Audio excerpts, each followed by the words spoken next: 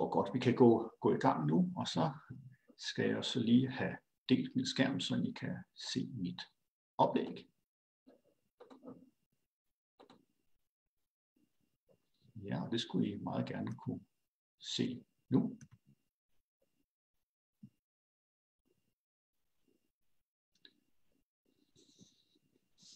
Og det er så velkommen her til mit foredrag om Kazakhstan, vores foredrag om Kazakhstan. Jeg har altid hele mit liv drømt om at sige Ib René Cairo, men jeg må så nøjes med at sige Michael Frederiksen Aarhus. Det er jo så mit navn. Jeg har været rejseleder hos Vitus efterhånden en hel del år.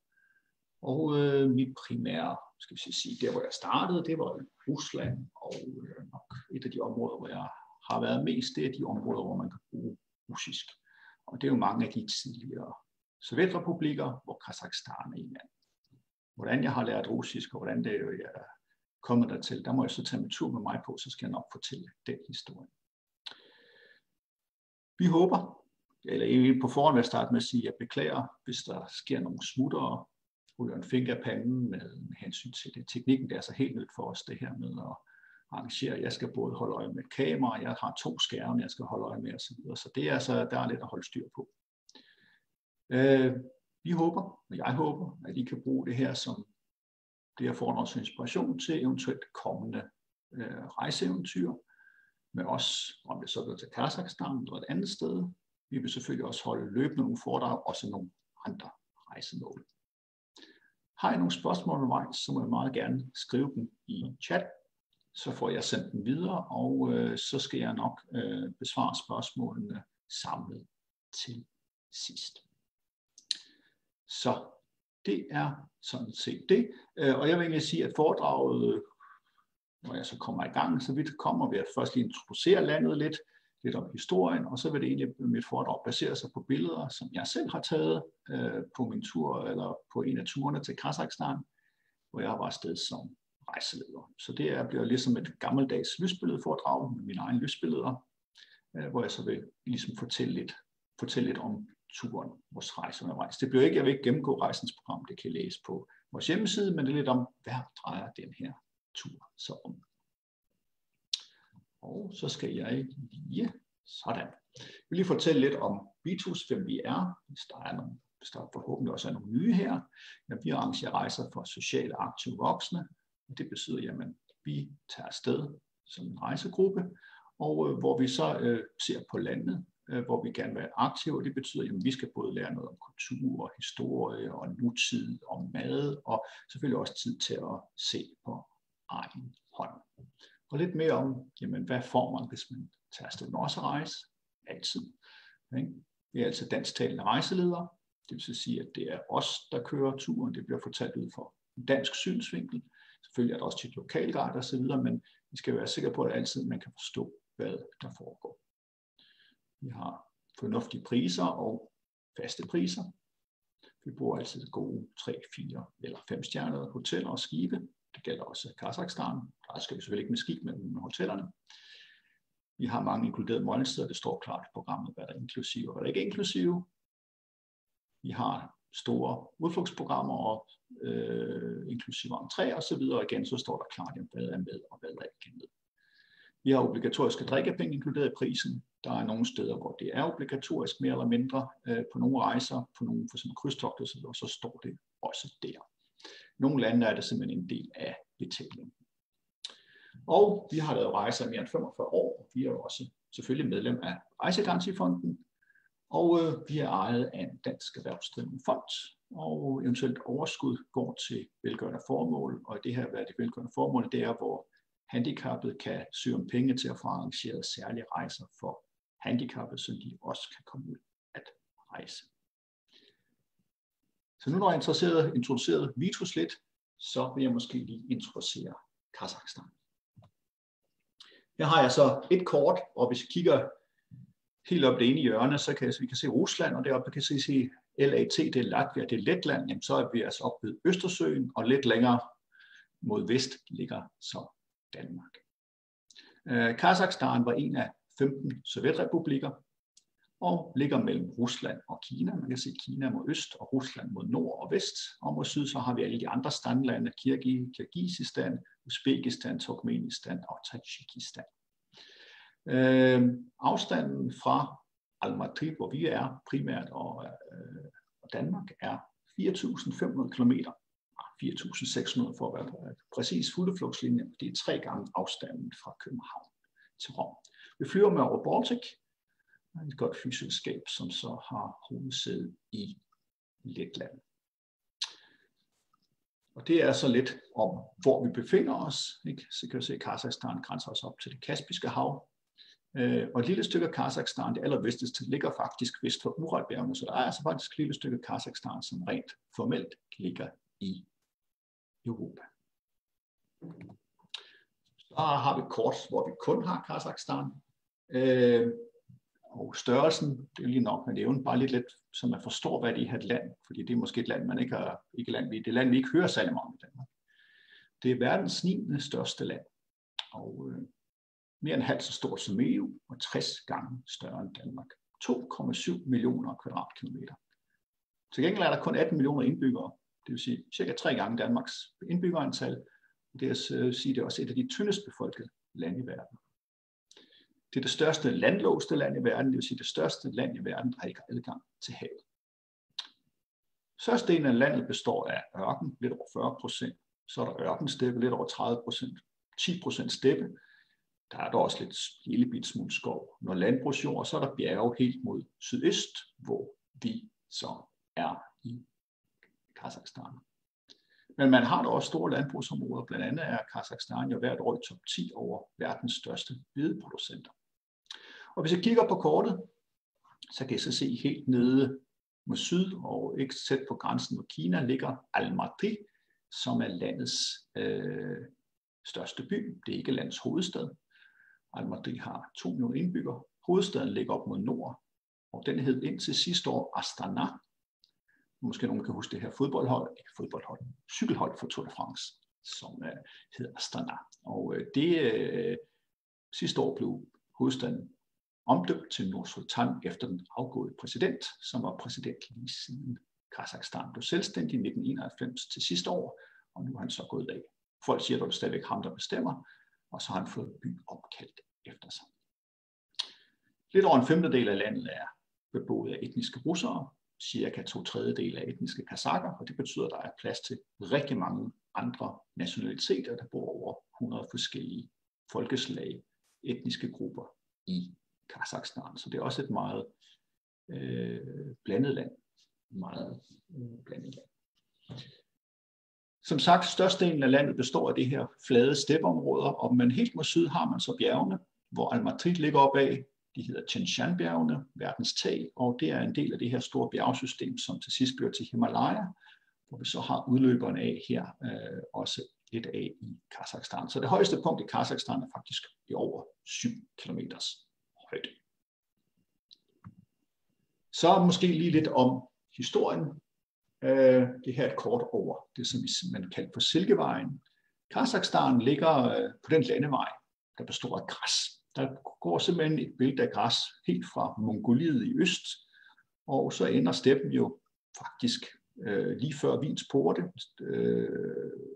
For eksempel dele af Ungarn var også i sin tid steppe, og det var jo det tid, hvor handelsfolk og robrere primært gik fra øst mod vest, men man kan også handle fra vest mod øst, hvor man så hestefolk, nomader, kunne erobre store områder. Vi kender det også fra Europa med hunnerne, og som man læser på Transylvanien selvfølgelig, mongolerne også sidenhen. Selve det område i dag, som er Kazakhstan, lå ikke på hovedfærdselsåren af Silkevejen. Så det er nabolandet mod syd, som har alle de her rige arkitekturer på grund af den store rigdom. Der var ikke særlig meget i Kazakhstan. Længere også sammen med, at der ikke var særlig meget. Der blev ikke dyrket landbrug, der var ikke noget kunstvanding. Så området, som i dag Kazakhstan, var beboet primært af nomader. Så man havde egentlig ikke større organiserede statsdannelser, større byer osv. Man har enkelte, men ikke noget i nævneværdigt omfang. Kazakhstan er beboet af kazakkerne selvfølgelig, men de er i familie med folkeslag, der bor så langt helt ude mod langt mod øst i Rusland, nord i Rusland, i Mongoliet og i Kina. Man kender uigurerne. Folk, som taler tyrkiske sprog. Og som sagt, så langt mod øst som uigurerne i Kina, langt op mod nord i Rusland har man tatarerne, og helt ude mod vest, så har vi tyrkerne, som vi kender som tyrkerne. De taler altså sprog, der er i familie med hinanden. Og det er simpelthen den her græslandevej, som gjorde, at de her folkeslag spredte sig så over hele det her enorme område. Det område, som i dag hedder Kazakhstan, blev erobret af Rusland, men man begyndte løbende, men det tog for alvor fart i 1800-tallet, fra begyndelsen af 1800-tallet og til slutningen af 1800-tallet, så var hele området, både Kazakhstan og landene syd for, erobret af Rusland og blev så optaget i Tsar-Rusland. Og så begyndte russerne at bygge osv., og så skal komme Sovjetunionen, og i dag blev man i 1991 blev man så selvstændig, da Sovjetunionen gik i opløsning. Nu har jeg fortalt meget om kort og så videre, men nu skal vi også have nogle billeder, sådan, hvor vi også kan se, hvordan ser det ud. Det første spørgsmål er, hvordan ser en kazak egentlig ud? Ja, det kan vi så se her. Her blev jeg indlagt til et familiebillede, og før jeg fortæller lidt om dem, så må jeg jo gerne gætte på, hvem herrerne, skulpturerne, hvem vi skal forestille. Det er så en af besøger sådan en område i Almaty, hvor der er den her skulpturkomposition. Men I kan så se, kazakkerne, de har runde ansigter, skrå øjne, og det er sådan, ser en typisk kazak ud. Det er stadigvæk det er en af tingene, som er specielt ved Kazakhstan. Det er altså et land, hvor organiseret turisme er noget ganske nyt. Og især, skal man sige, vesterlændinge, folk fra Vesten, er altså ikke fordi, at vi ser anderledes ud, men det er fordi, det er lidt usædvanligt, at vi kommer og besøger dem, så folk synes, det er stadigvæk lidt sjovt at komme hen og tale med dem. Og så bad moren mamma børn om, at om hun kunne få taget et billede sammen med mig. Og statuen, så slog hun 2 fluer med et smæk. Men det er noget, som gør det også lidt anderledes at tage til Kazakhstan. Det er kort om turen. Vi bor jo på gode. Det første, vi bor en nat på et godt 3+ hotel, og så bor vi på et 4-stjernet hotel i Almaty.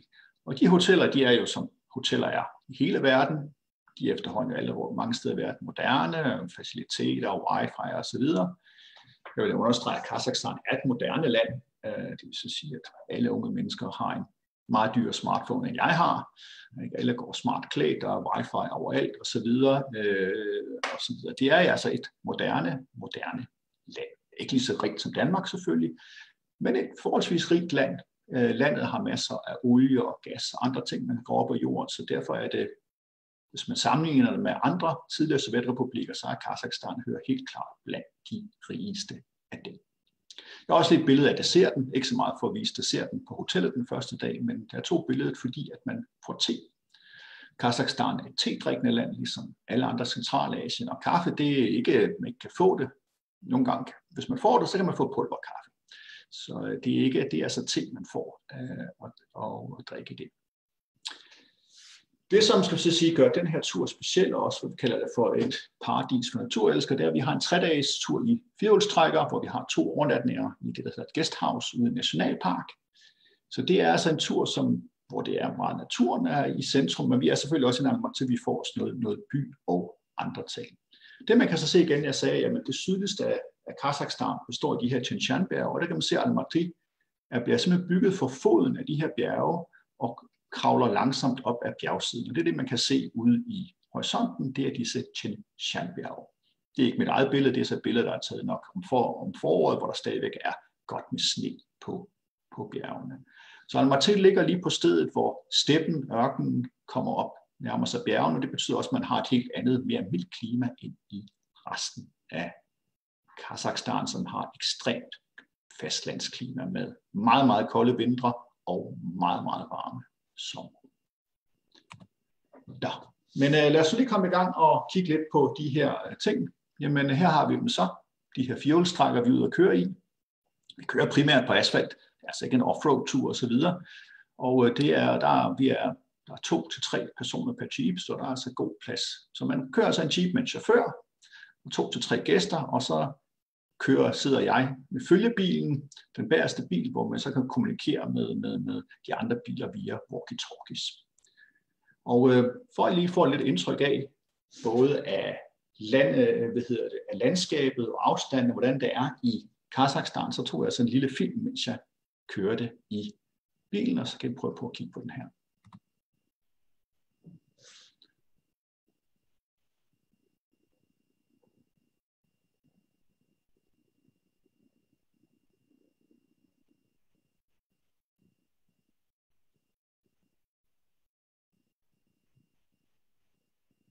Og det er igen den her kontrast mellem steppen og bjergene, som man kan så se her.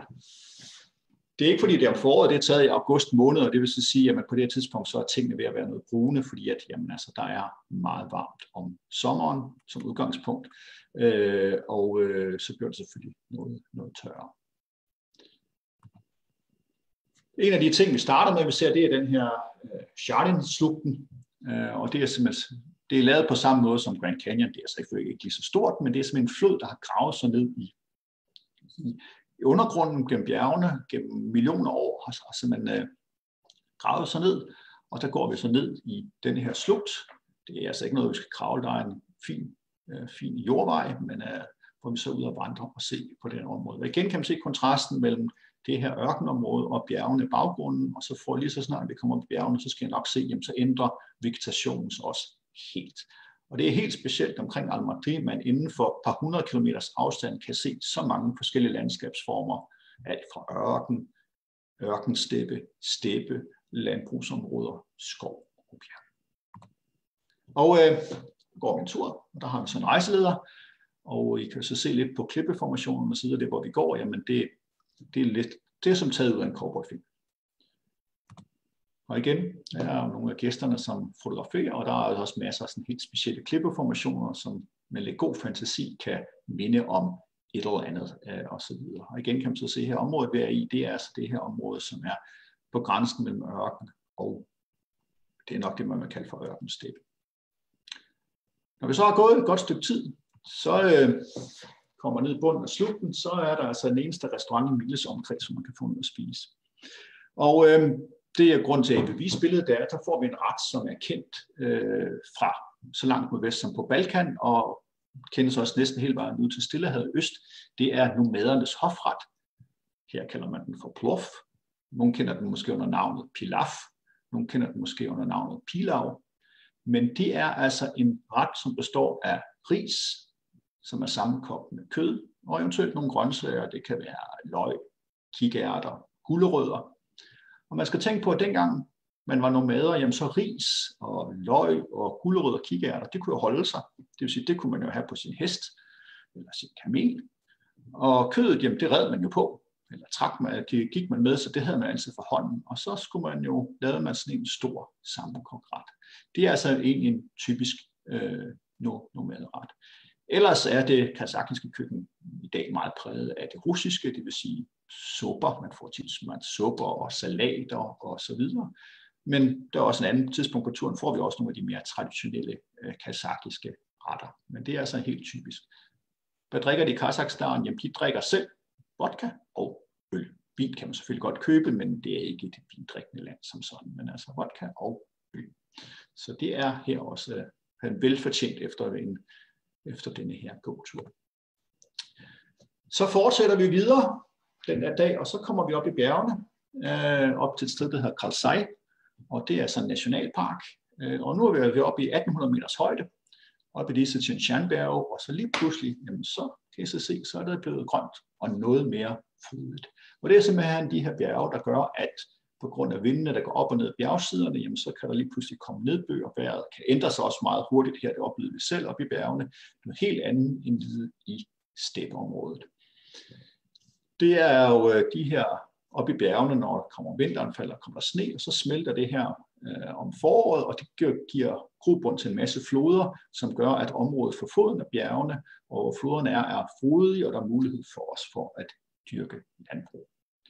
Den her sø er så opstået ved, at der har været jordskælv på et tidspunkt, jordskred, som simpelthen har lukket af for den, og så har man opdannet sådan en opdæmmet en naturlig dæmning med krystalklart vand, utroligt flot. Der havde jeg så været tidligt op i morgen og tage det her billede her. Her er vi cirka op i 1800 meters højde. Der overnatter vi det, man kalder på sådan en engelsk guesthouse, altså det er sådan de her huse her med fine værelser og så videre. Det er også noget nyt for Kazakhstan. Det er privatdrevet folk, der har fået licens af Nationalparken til at få lov til at åbne sådan nogle her. Der er også nogle strenge regler for, hvor meget med hensyn til affald og så videre.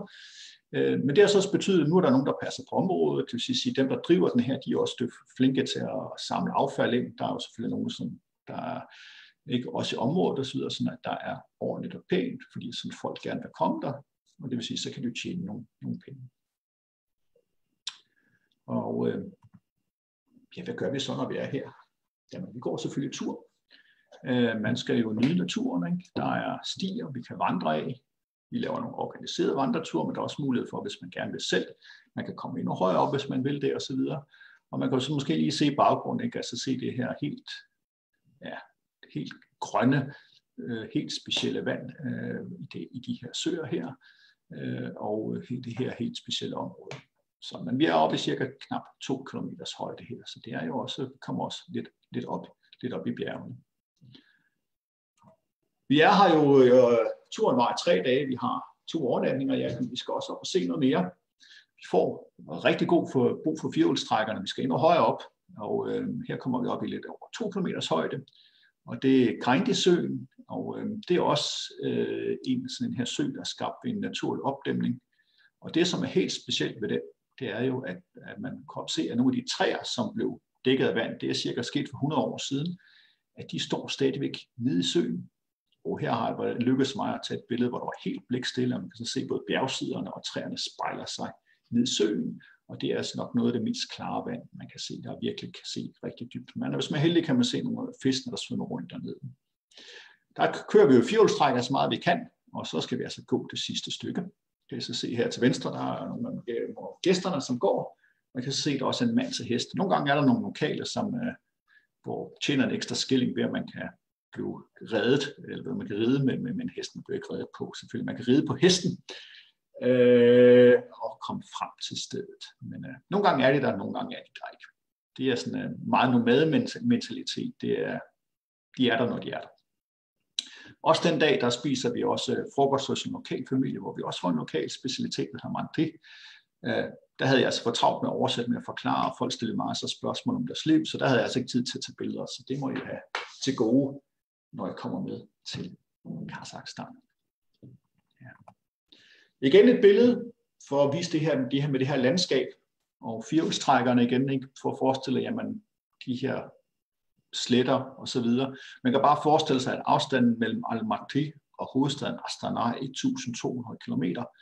Det vil sige, at det tager 12 timer i tog og så videre. Nogle kører den der i bil, og det er jo meget steppe. Det er meget det samme. Så for en kazak, så er afstanden, det er ikke noget, man tænker over, ikke? Jeg fortalte jo til kazakker her med Danmark, jamen, så de spurgte, bor du langt fra dine forældre? Så ja, jeg bor langt væk fra mine forældre, så det tager 2 timer bil, så det er jo lige rundt om hjørnet, ikke? Så det er jo det der med, alt afhænger af øjnene selv. Den unge mand, det var så en af vores chauffører, og der kan jeg så tale lidt om folkeslag. Han er jo tysker, godt nok har han russisk som modersmål, men det hænger sammen med Kazakhstan, hvor et af de yndede steder for Stalin at deportere folk til.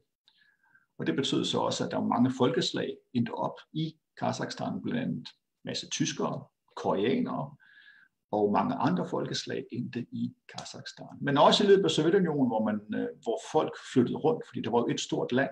Og det betød så, at da Sovjetunionen gik opløsning, så lige pludselig så har vi et område, hvor der udover kazakker bor en masse andre folkeslag. Når jeg tænker på Sovjetunionen, betød det ikke noget, hvad man var af nationalitet, etnicitet, man var alle sammen sovjetborgere. Så derfor er Kazakhstan i dag stadigvæk et meget multikulturelt land, og man forsøger så godt som man nu kan fra magthavernes side. Der er ingen tvivl om, at det er kazakkerne, der bestemmer i Kazakhstan. Men forsøger på at lave en balance med et land, hvor man forsøger på at gøre det, skal vi sige, et land, hvor det er kazakkerne, den etniske kazakker, den identitet, der betyder noget, men også samtidig med, at man kan være ikke-etnisk kazak og stadigvæk føle sig hjemme. Og det prøver man på at finde den her balance. Og indtil videre så går det ganske godt i Kazakhstan. Så det er værd at nævne, at fællessproget i Kazakhstan er stadig russisk. Altså alle de her mange folkeslag, når de taler med hinanden indbyrdes, så taler de som regel russisk med hinanden. Selvom hverken russisk eller kazakisk minder overhovedet ikke om hinanden. Det er to vidt forskellige sprog. Så det var lidt om sprog. Så kommer vi jo tilbage til Almaty, og så står en af mine gæster her foran den her fantastiske sovjetiske skulpturkomposition, og der står jo, at Rusland er enormt, men vi kan ikke trække os tilbage, for bag os er Moskva. Og det er jo en af de berømte heltegerninger fra vinteren 41, hvor tyskerne stod foran Moskvas porte.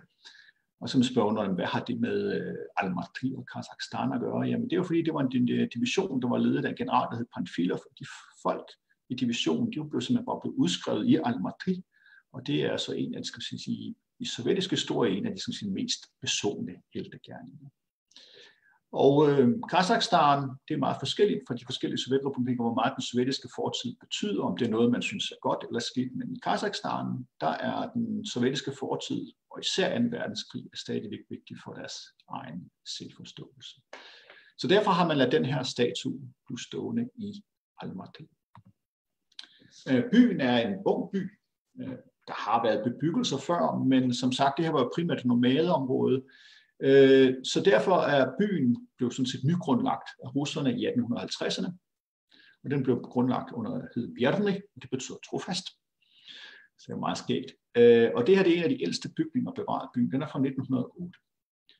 Og bagved den er der sådan en fin sovjetisk bygning, der ser en stjerne på osv.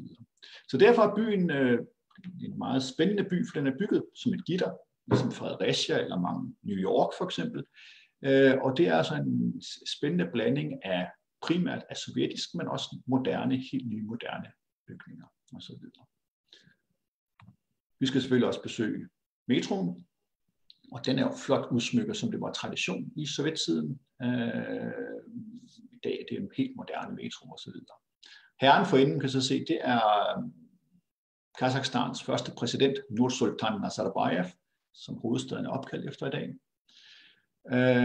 Han var i sin tid en god kommunist, og så da Sovjetunionen faldt fra hinanden, blev han en god kazak, og har ledet landet indtil sidste år, hvor han gik af. Kazakkerne siger selv, at det stadigvæk ham, der bestemmer, så derfor kalder de ham alle sammen stadigvæk for nummer 1, ikke fordi han var den første. Så det er der mange vittigheder om i Kazakhstan. Ja, vi skal også op med kabinelift, igen op ad den her bjergskråning.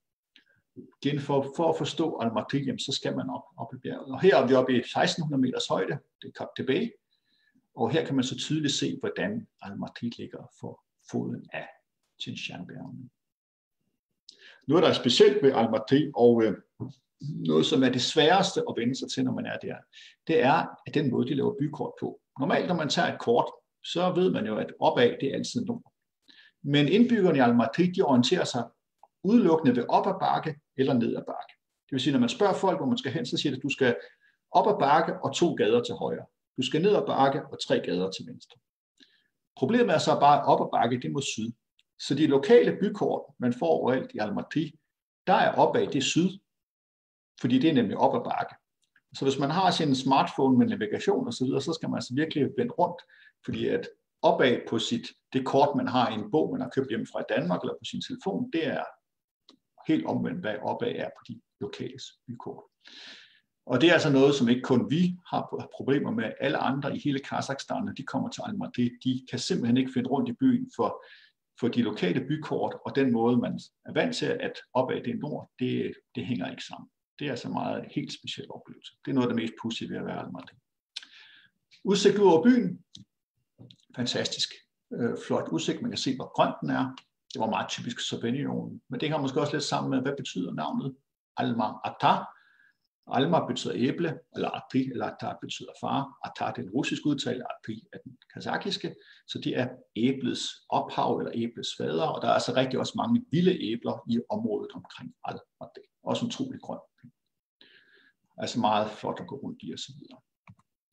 Også lidt om noget af det andet, man kan se. For eksempel her til venstre besøger vi også en park til ære for den første præsident, der gik af sidste år. Og her kan man så se den her statue, den kan man mene om, hvad man vil. Der er også en lokal kazakisk familie, et meget populært sted at gå tur, fordi det er en rigtig hyggelig park. I gamle dage ville der have stået en statue af Lenin i stedet for, i dag så er der så en statue af landets første præsident. Vi har også en ekstra tur, hvor vi besøger sådan en fugleshow. Det er sådan en lokal ildsjæl, som jo har gjort meget for at stoppe eksport af rovfugle. Jagt med falke og andre rovfugle er jo utroligt populært, især i landene omkring den persiske golf, og Kazakhstan er jo et af de lande i verden, hvor der er utrolig mange rovfugle. Heldigvis stadigvæk den dag i dag, når hvis vi kører rundt, kan man se rigtig mange rovfugle. Og han har så gjort en hel del opmærksom på den her problematik, og man har så gjort en del for at stoppe den her eksport af levende rovfugle ud af Kazakhstan. Så der er stadigvæk masser af vild natur i Kazakhstan. Blandt andet er det land i verden, hvor der er flest vilde ulve, det er i Kazakhstan. Uden mad og drikke duer helten ikke. Blandt andet på den her tur her, jamen så ikke gør sammen, ikke? Så spiser vi på en restaurant, den er så uzbekisk, og kan vi så se, at vi starter om dagen, hvor stadigvæk er sol og lys på og så videre. Rigtig lækker, det er uzbekisk mad. Og på den her restaurant, hvis det bliver lidt fodkoldt, ikke? Så kan man jo låne en ganske beskeden uzbekisk kjole til at slå om sig, ikke? Og det var så 3 af mine dejlige kvindelige gæster, som gjorde det, og jeg synes, at det ser fantastisk ud. Gør de ikke det? Altså, det er sådan en helt beskeden uzbekisk kjole på. Herrerne kunne også låne det, og der var også nogle af herrerne, de så lidt anderledes ud, men de turde ikke at blive fotograferet, så der vil jeg da gerne rose damerne for det. Til sidst, for at fortælle lidt om her på turen, jamen rejse, det er jo også at møde nye mennesker, også nogle gange lidt nogle pudsy og oplevelser ud over det, man havde forventet. Her til venstre så står jeg med Marlene, vores ganske dygtige lokalguide. Okay, som det underligt navn Marlene. Hvad er det for noget? Ja, men hans navn er også et levn fra sovjetsiden. Det hænger sammen 2, Mar og Len. Og Mar, det er forkortelsen for Marx, og Len er forkortelsen for Lenin. Så egentlig hedder han Marx og Lenin. Altså, det var underligt. Jeg vil sige, det var ikke et normalt, det var ikke mange, der hed det Sovjetunionen, men det var ikke et usædvanligt navn i Sovjetunionen. Så gik Sovjetunionen opløsning, og så har vi Marx og Lenin, eller Marlene, i dag i Kazakhstan. Han er slet ikke kommunistisk eller noget som helst, men det er bare, for at vise, at Sovjetunionen stadig på nogle områder spiller en rolle for de her lande, og så kan man måske også på lidt mod Kazakhstan, at fortiden stadigvæk er levende. Så fortalte han lidt om sin folkeskoletid, sagde, kan du ikke køre ind og vise os den på turen? Og det gjorde vi så, og det er det, vi kan se til højre. Marlene var i sine unge dage dygtig til matematik, og man havde sådan i Sovjetunionen, man havde nogle specialskoler for særligt dygtige elever.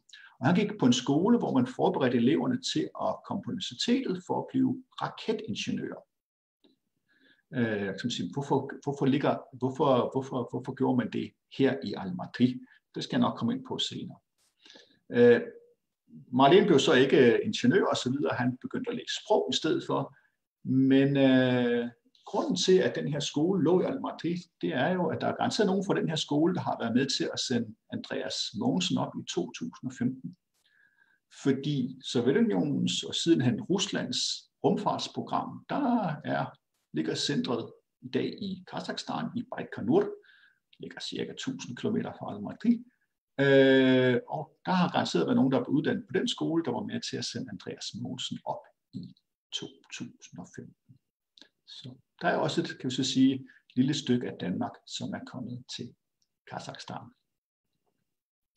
Marlene og jeg, vi holder kontakten ved lige, og vi bliver gode venner, og vi håber da begge to på snart at kunne ses igen i Kazakhstan. Og så håber jeg da også, at nogle af jer måske synes, det her er spændende, og så kan I også måske møde ham, hvis jeg får ham som lokalguide igen, det ved jeg ikke, eller skal jeg nok komme på besøg igen. Så. Jeg vil sige lige det sidste slide, og så skal jeg nok slukke skærmen, så de kan se mig med fuldt ansigt. Jeg vil sige tak for opmærksomheden, og jeg glæder mig til at se jer også på nye eventyr ude i den store verden sammen.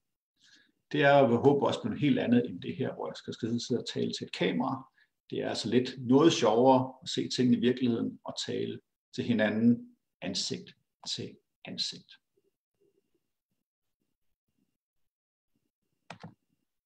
Og så skal jeg lige have den her, og så har jeg selvfølgelig også, hvis I har nogle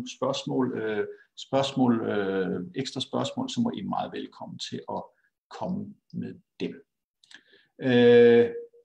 Det var jo lidt min tur her, fortælling om min oplevelse, nogle af mine billeder fra Kazakhstan. Jeg vil sige, hvis jeg skal sætte nogle slagord på Kazakhstan, hvad er det, hvad oplever man til Kazakhstan? Det er jo natur, helt specielt, især for os danskere.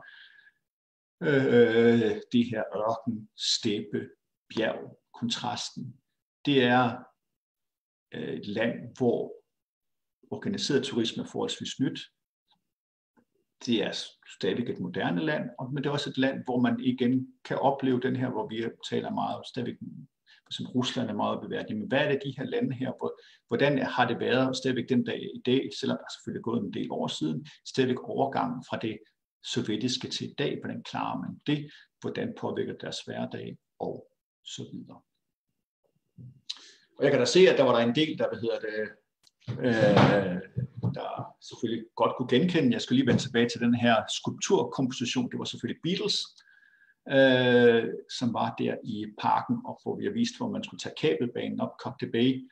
Hvorfor man har valgt at sætte de 4 Beatles op i den park, det ved jeg ikke. De har ikke været der, men det har åbenbart nogen haft lyst til.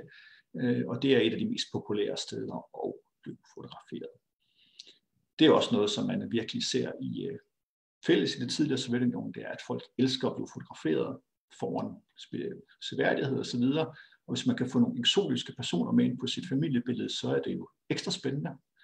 Ikke? Så for eksempel en kvinde med sine børn og så videre, som man kunne fortælle om, jamen, sådan og sådan, jeg mødte den og den person, en sjov person, ikke, der hed Michael, der kunne tale russisk, kom fra et mærkeligt land, der hedder Danmark. Danmark er jo ikke et mærkeligt land, alle kender jo selvfølgelig Danmark, men at kunne fortælle det til sine venner. Og hvorfor kender de Danmark? Det kan jeg jo egentlig runde af med. Jamen, hvorfor er Danmark kendt? Jamen, det er jo selvfølgelig grund af H.C. Andersen, som også den del af verden, at han er utrolig populær. Men når det så er sagt, så vil jeg jo gerne runde af. Jeg vil gerne, der ikke lige komme nogle spørgsmål op i chatten. Jeg vil så lige nævne, hvis I har nogle flere spørgsmål eller kommer i tanke om selve rejsen, så er I selvfølgelig velkommen til at skrive på Facebook under den her rejsen her, så skal vi nok svare på en spørgsmål eller til kontoret og så videre. Der er selvfølgelig også på vores hjemmeside, kan I læse om Kazakhstan. Hold øje med Facebook. Der kommer også opslag om, hvornår der kommer nye foredrag. Det er i hvert fald noget vi har tænkt os at gøre i den her tid her, så at I kan få inspiration om til nye rejser, og som vi også på en måde kan holde kontakt med de gæster, vi holder så meget af. Så ja, der var et spørgsmål, om man i Almatag kan se den meget berømte guldmand. Det er en helt speciel, man har fundet i en gravhøj, har man fundet nærmest en påklædning, som er nærmest ikke er lavet af guld, men er meget gylden og så videre. Og så spørgsmålet, kommer vi til at se den? Det er på Nationalmuseet, som man kan komme til at besøge. Vi har jo noget fri tid i Almaty, hvor man også kan gå ud og besøge det. Og da jeg var afsted, så var jeg med 2 eller 3 gæster ind og besøge Nationalmuseet, hvor man kan se en kopi af denne guldmand. Originalen er så i hovedstaden, der har man så flyttet mange af de her ting ind. Og det her Nationalmuseum er også ret spændende, fordi der har man en hel etage, som er helliget den første præsident, hvor man kan så se, hvor fantastisk han er. Men der kan man så se, der er også en meget fin Nationalmuseum med den ældste historie, om nomadehistorien, om Kazakhstans historie osv. Hvis man er interesseret i det, så har man også god mulighed for det. Og jeg skal nok vise derhen til, hvis man tager afsted. Så det kan man godt, ja. Så hvis der ikke var flere spørgsmål, så vil jeg sige tusind tak for opmærksomheden. Jeg håber, at I kunne bruge det her til noget, selvom der ikke kunne være levende kontakt mellem os. Så mange tak, og på gensyn når vi kommer ud og rejse igen. Tak.